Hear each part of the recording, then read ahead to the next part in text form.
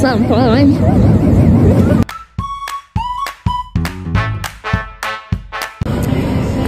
که یه سری جدید از چی بخوریم که چی بشه بگیریم براتون.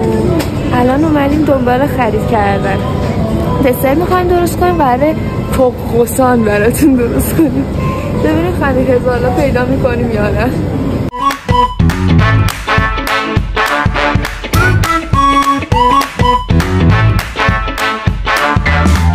مثل توضیحات هم بهتون بدم که چیا خوبه بخورید براتون، خریدای سالم داشته باشید.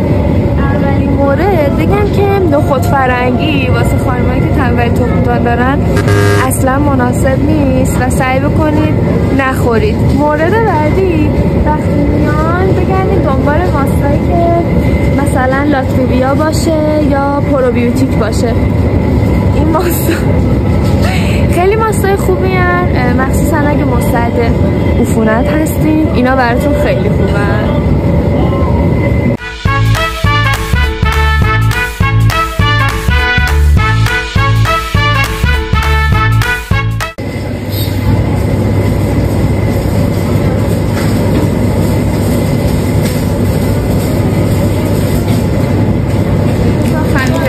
مخصوص شیرینی برمیداریم و بریم برای قسمت بعدی.